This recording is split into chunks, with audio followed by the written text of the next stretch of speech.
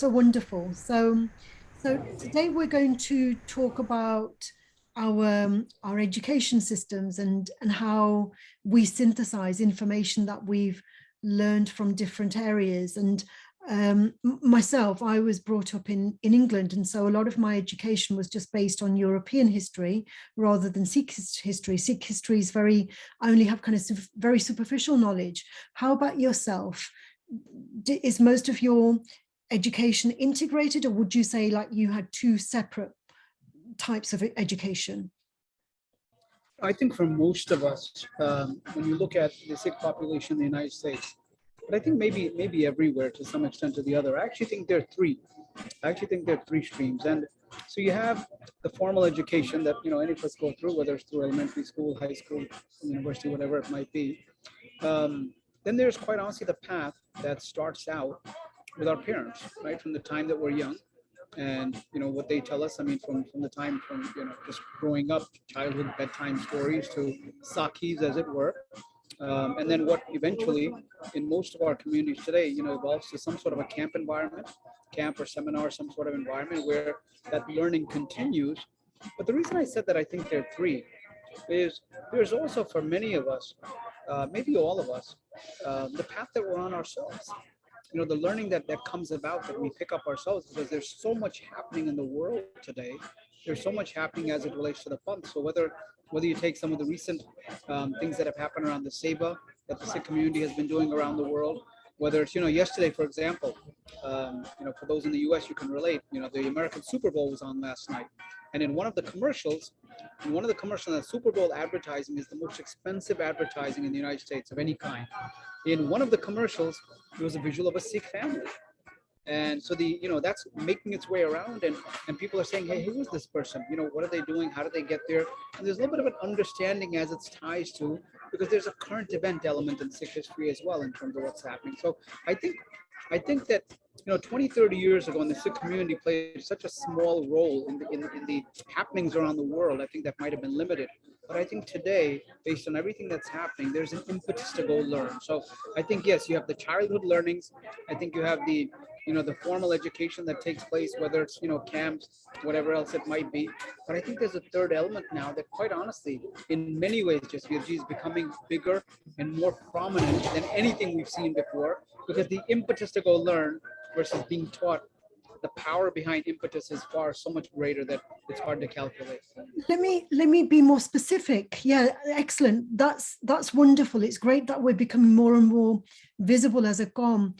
But let me talk about the value of equality. Okay, so ideologically, we can trace this value of equality to Guru Nanak Ji, who created a philosophy of like, well, in the eyes of God, it's like there's that concept of oneness.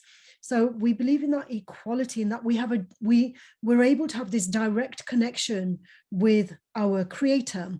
And so that happened about maybe 550 years ago. At the same time, Martin Luther, for the Christians, the Protestant, the Reformation, he was espousing the same ideology of like, well, we don't actually need the priest to be the intermediary for us.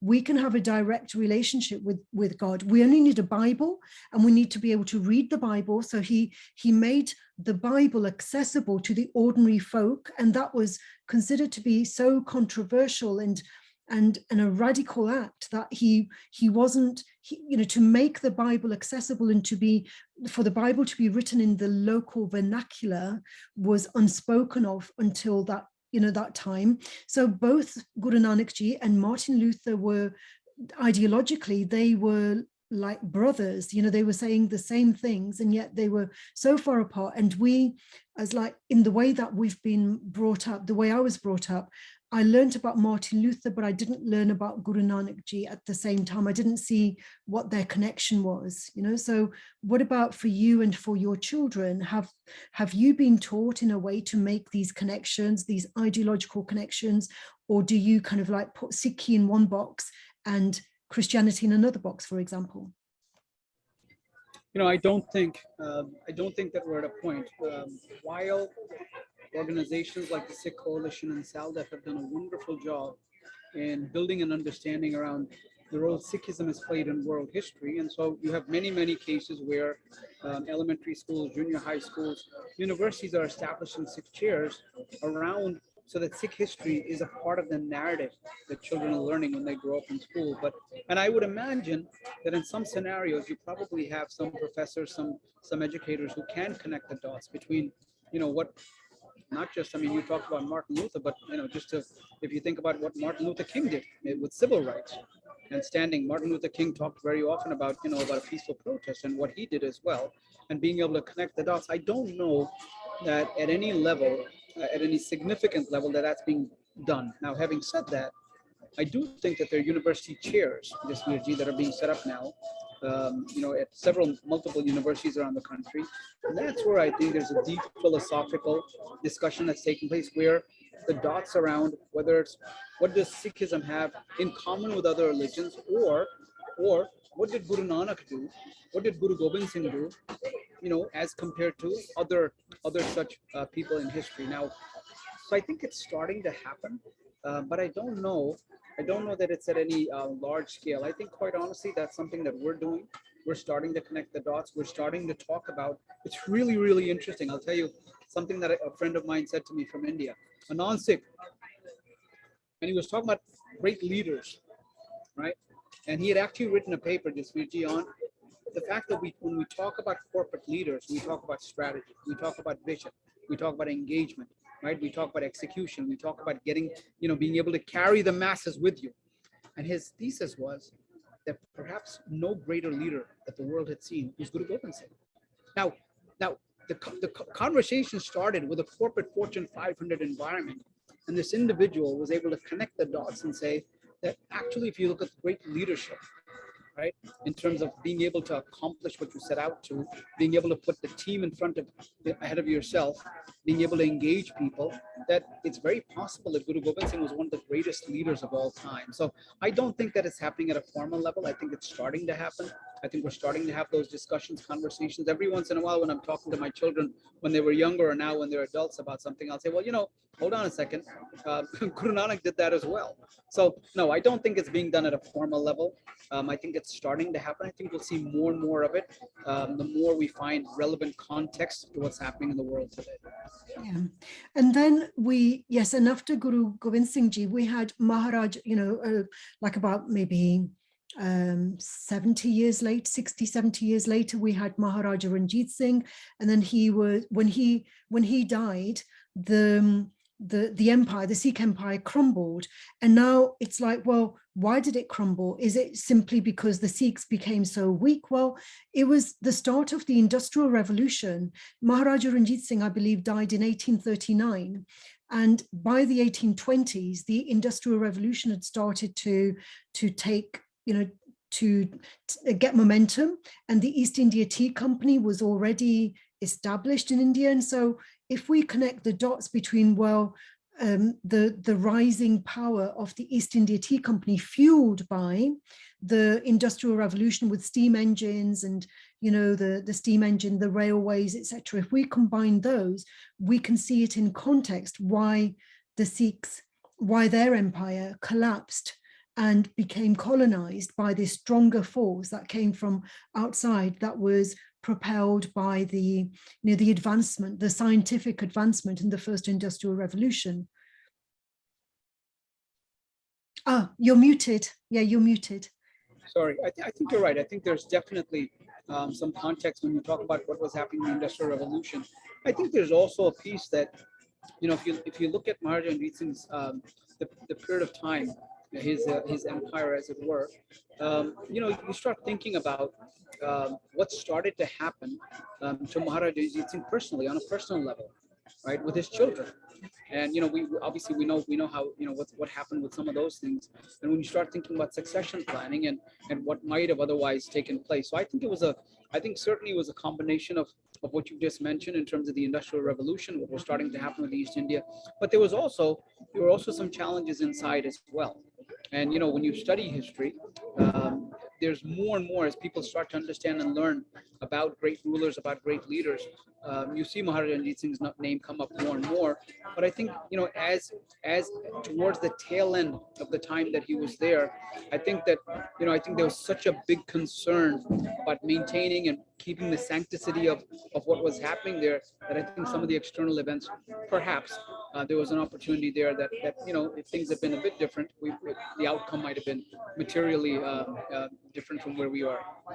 Yes, well, I suppose most cultures around the world, they found it very difficult to compete with this growing force of the Industrial Revolution and the science, because we were, how could our horses compete with the railways?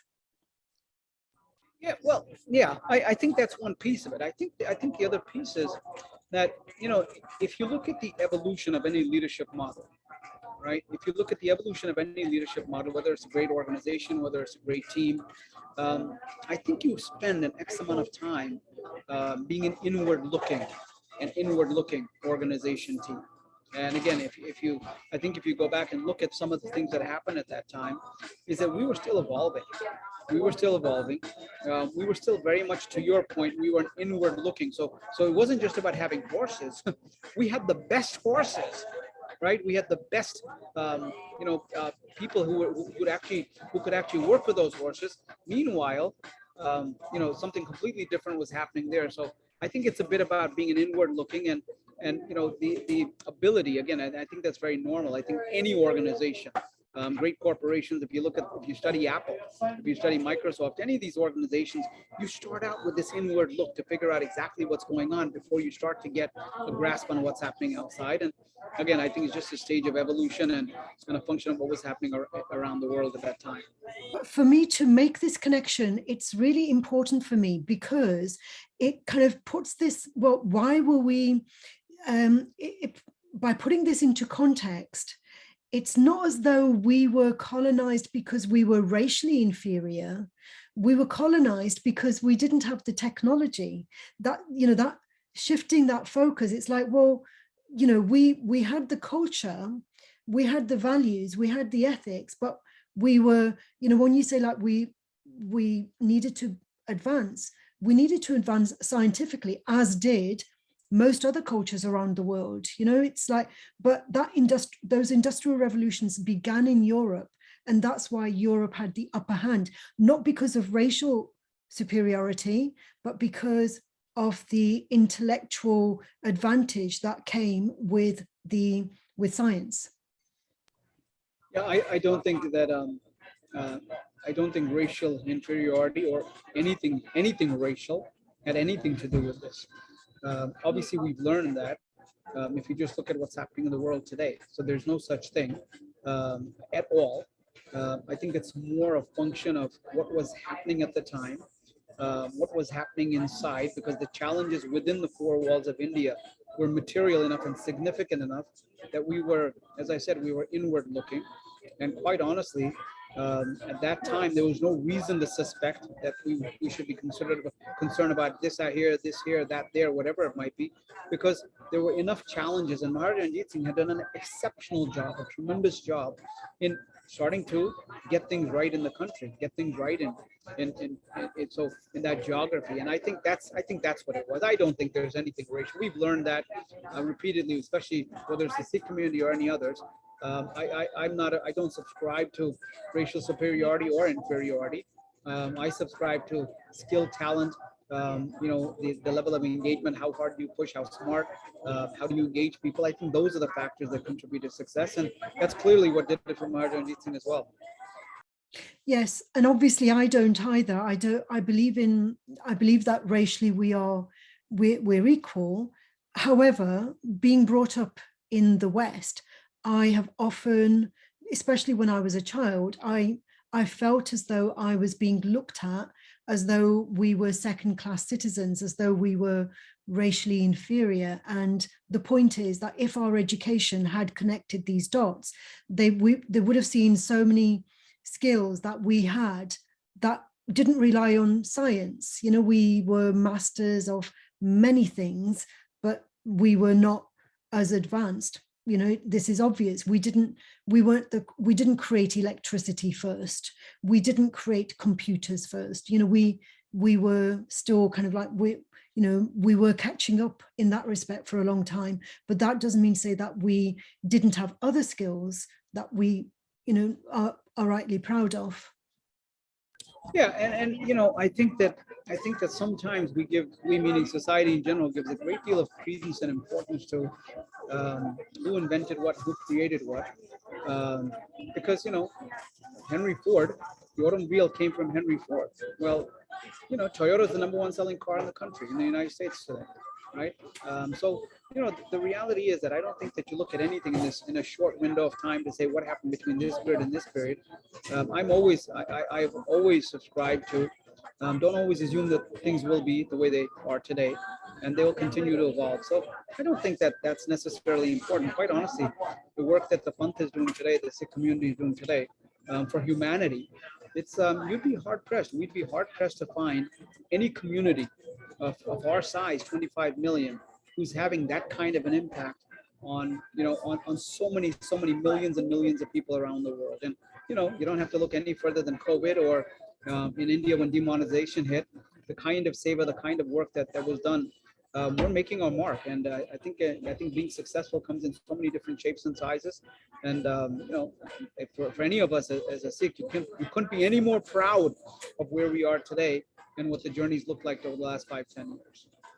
Yes, absolutely. And the thing is that when we talk about innovation, we are innovative because we have moved so far away from our roots, and still we establish ourselves, still we recreate ourselves, and that is testament to the power of the ideology that we espouse, this ideology of serving and contributing without domination and without force and without trying to colonize others. That I suppose that's our speciality, isn't it?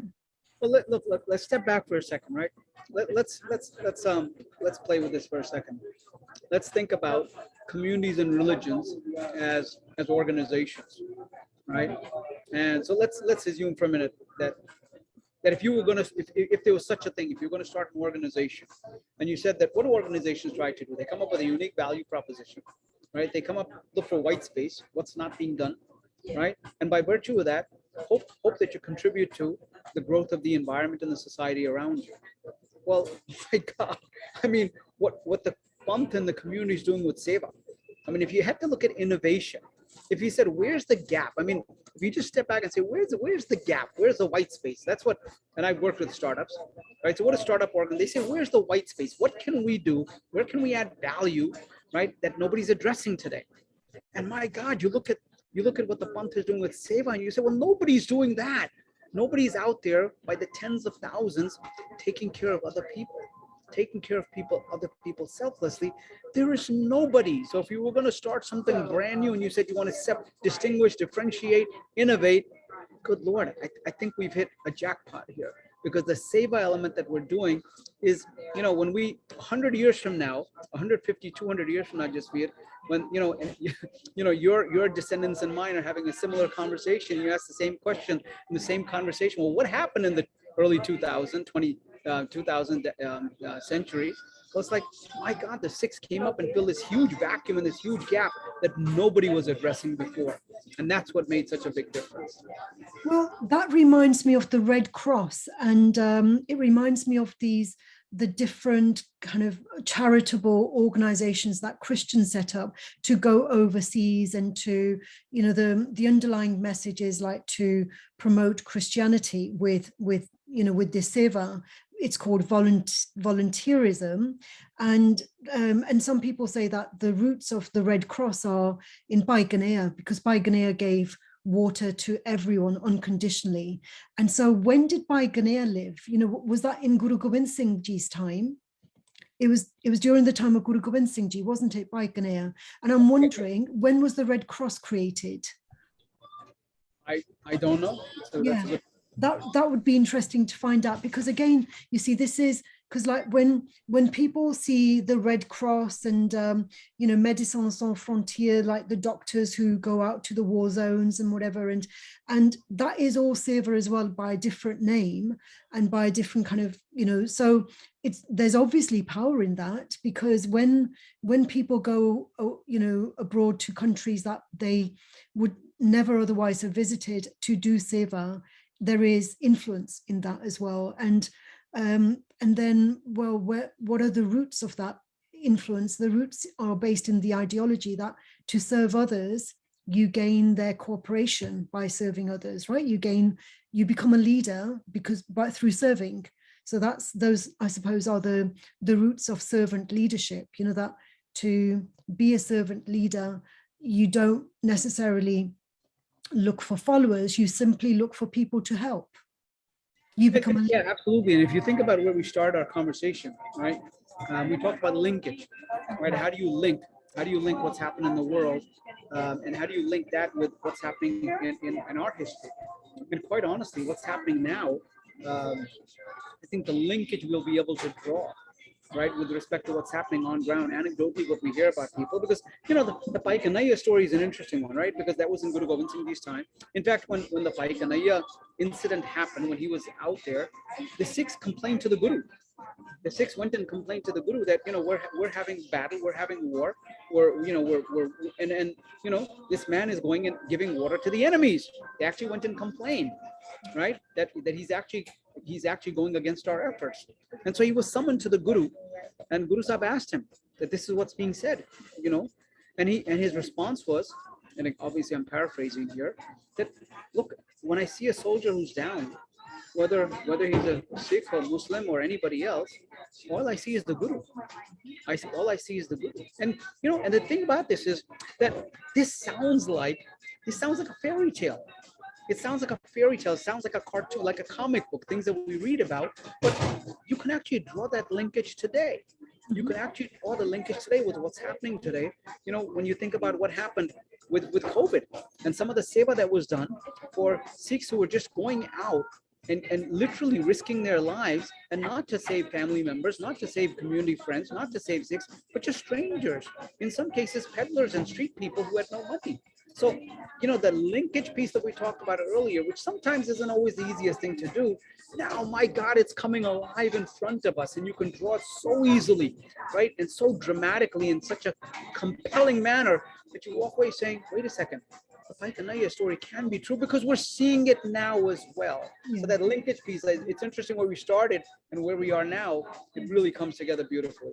And also, if we look at like the global tapestry, we can see that the communities who do a lot of volunteer work and seva, you know, they expand. That's a way of expanding our influence, isn't it? That's tried and tested. It's a proven method to be influential and to, you know, to grow. We're becoming more and more visible by serving.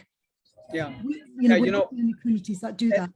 Yeah, and just we have worked so hard as a community, you know, especially after 9/11, to educate people on who the Sikhs are, and we've done so much. And again, I'm so appreciative and grateful to organizations like Sikh Coalition, United Sikhs, SALDEF, organizations who've done so much wonderful work, and they've made a huge difference. And that was important, because that groundwork had to be set. But quite honestly, this is the classic snowball, you know, as the snowball rolls down the hill, because now what's happening is the seva efforts we're doing are just multiplying everything by 10. And people are standing up and asking us proactively, hey, who are you people? And why do you keep helping everybody? And what is it about you people that makes you want to do that? So I think that we're entering this really interesting space where, look, you know, when in 2008, when President Obama became president of this country, recognized that only 40 years before, Martin Luther King was fighting for the rights of African Americans to be able to sit in the front of the bus, only 40 years before. My view, my strong perspective and strong position on this, that in our lifetime, and I don't mean 100 years from now, that the visibility that the Sikh community is going to have globally, and not because we're out there wanting to be in charge or wanting to be just because of seva and humility. and the fact that the principles of Guru Nanak Dev Ji, the principles of Guru Gobind Singh, and the way they taught us to live our lives in a selfless manner. My God, think about what's happening around the world. And when I was growing up, my mother used to always tell me, "Putar tu dekhna." She used to always say this to me, and because I grew up in the US, and she'd always say, "Tera America." She said, "Putar tu dekhna, tere America vich, हाँ सब नु पता होगा सिख कौम की है, सिख कौम की vision and mission है." Yes. Well, let me go back now to the industrial revolutions then. So in the first industrial revolution, we were behind the Europeans because it started here. But now we're in the fourth industrial revolution, which is about technology, artificial intelligence, and we're highly educated as Sikhs. So we're not behind. We're in the space. We're positioned.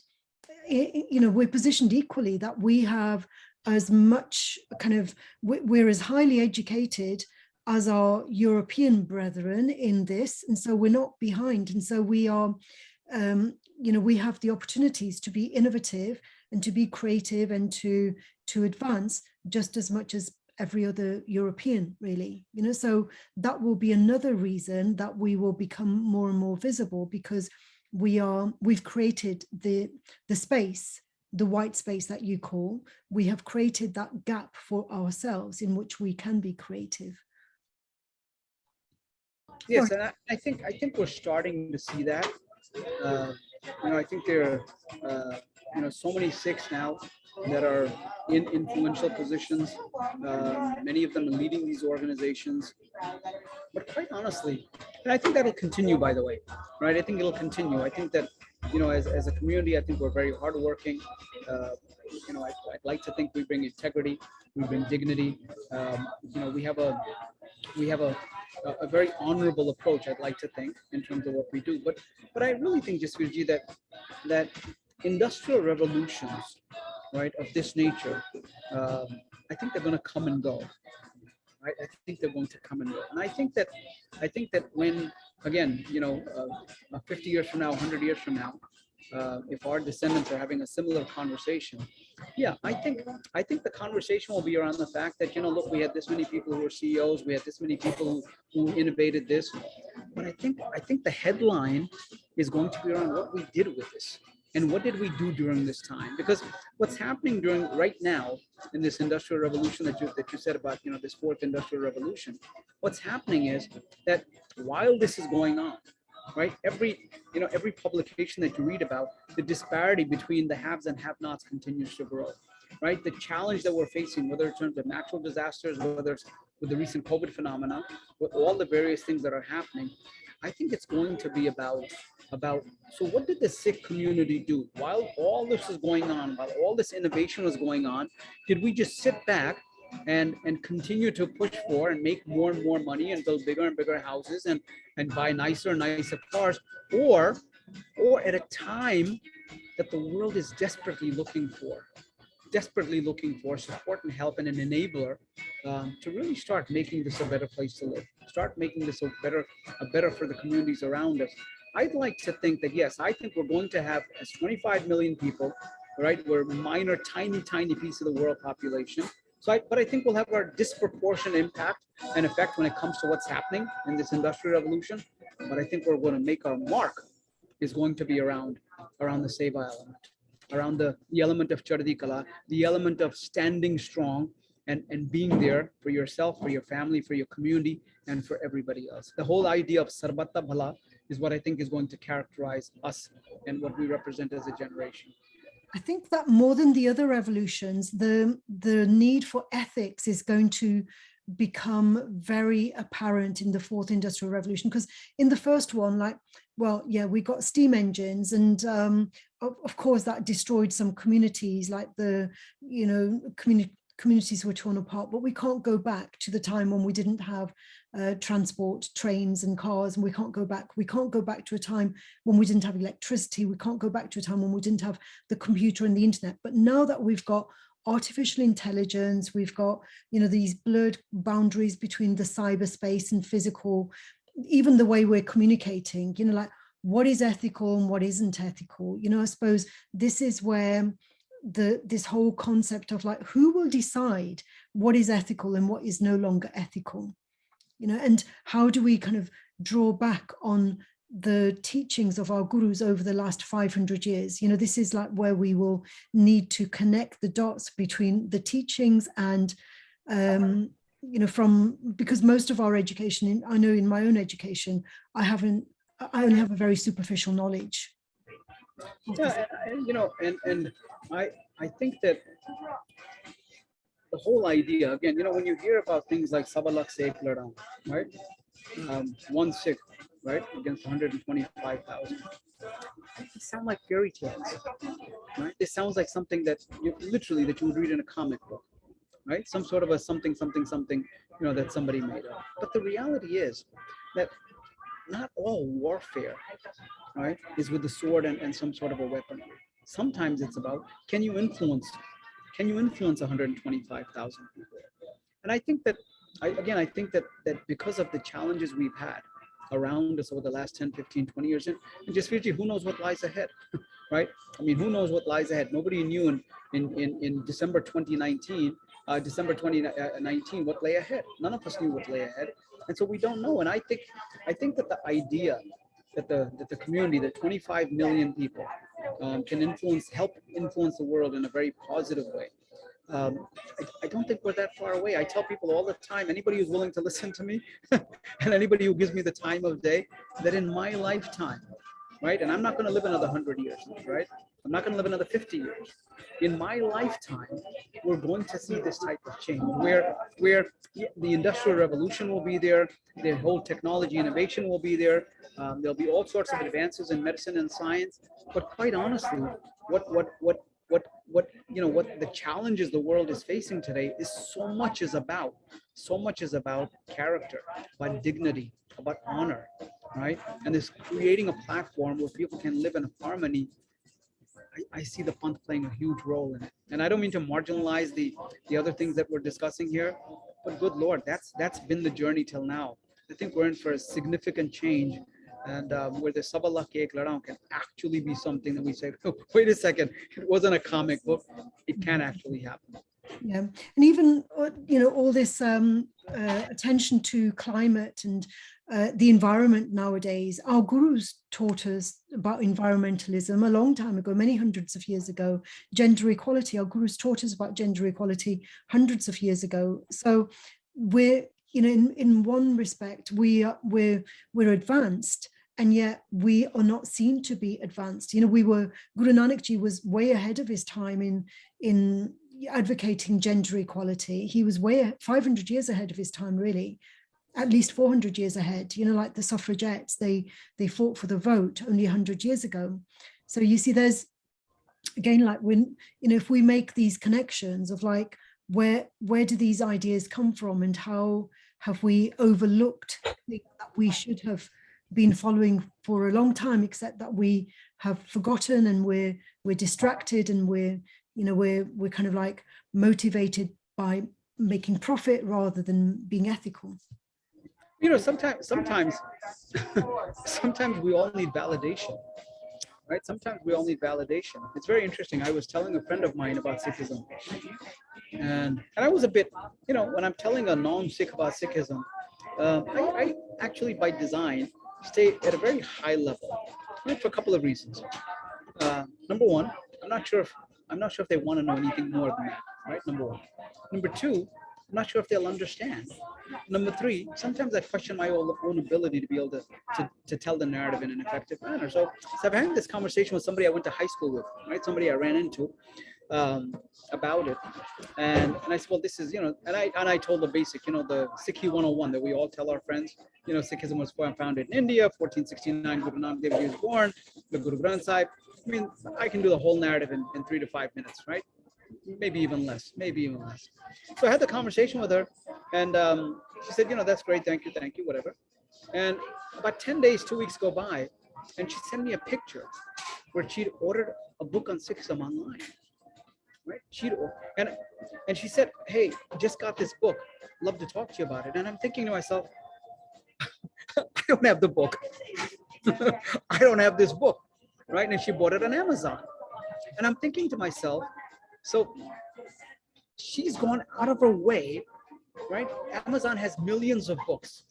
There are so many religions on the planet. She belongs to a certain religion, and she buys a book on Sikhism. She buys a book on Sikhism. So I called her and I said, hey, I'm really glad you bought this book. Tell me about it. I said, what made you buy this book? What made you buy this book? She said, well, I know 3 Sikhs. She said, you, I went to school with. She said, I have a co-worker who's a Sikh, and I have a neighbor who's a Sikh. And she said, quite honestly, so the 3 of us don't know each other. She said, the 3 of you don't know each other. She said, but I'm just so impressed with 3 of you as human beings. And it's made me wonder, what is it about you people? She said, every time I'm at work, if something happens, my friend, he's the first one to offer me a ride home. He's the first one who brings me food. Every time. He said, my neighbor, she said, is exactly the same way. She said, we had a snowstorm 2 weeks ago, and he came and shoveled my driveway. She said, nobody shovels my driveway. But the Sikh gentleman, my neighbor, did it. And it's made me wonder, what is it about you people? I have to go learn about you people and just feel that validated, for me as a Sikh, right? And I'd like to think look, I'm proud of this. I'm proud of this. But I have to tell you that my level of pride as a Sikh, whatever it was on a scale of 1 to 10, even if it was an 8 or a 9, it went to something north of that. Because all of a sudden it's really a bit screwy if you think about it. I needed her to validate me and my religion, right? And I think that's what's starting to happen now. Is that till now, my mother told me, right, I was born in Sikhism for a reason. My father told me, right, Dekh Fateh, right? The Gurdwara said you should do Kirtan. The camp said, that's all good and well, but this is all internal validation. Now, all of a sudden, right, I get validation from the outside. I get validation from somebody who's not a Sikh, a Gora, somebody who's been growing here, somebody who's, and really, really powerful, really, really powerful. And all of a sudden, my self-esteem as a Sikh has gone up. Now, logical, makes sense, but I wish it wasn't that way. But that's what I think is happening to so many of us right now. Because the Super Bowl commercial came on last night. Super Bowl is the most watched event in television. I'm telling you that thousands and thousands and thousands of Sikhs are being asked about that today at work. And I'm telling you that if you could measure the collective pride of the Sikh community of the United States, whatever it was last night before 6:30 p.m., on a scale of 1 to 10, it was an 8.2. It's at least an 8.3 or more because of this one commercial, because we have validation. And that's what I think is happening. And I think we're going to get so much more of that I think it's just going to get better and better.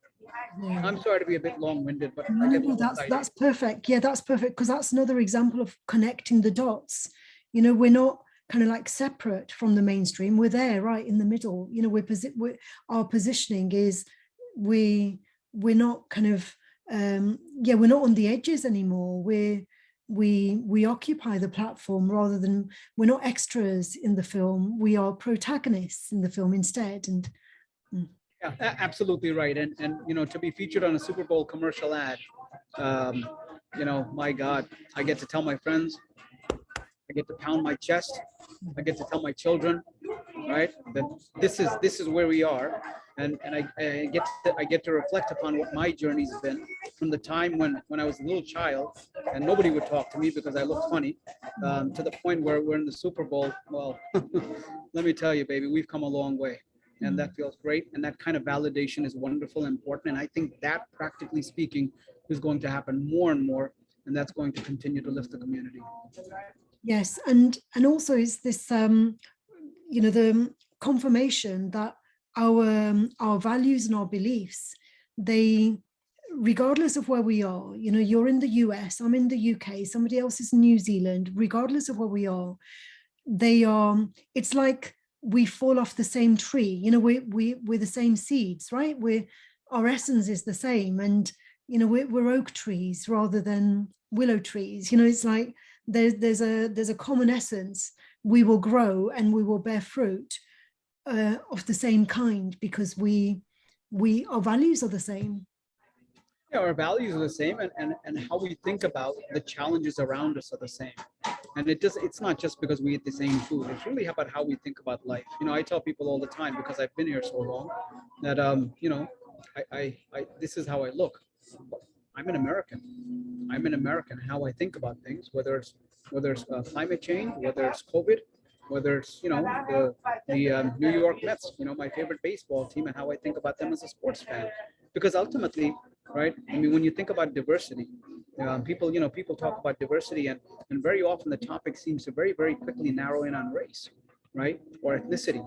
That's not what diversity is, right? Diversity, it's that's a piece of it, but diversity, really, the foundation of diversity is how do you think, and how do you think, and where that's impacted by. It's impacted by ethnicity, race.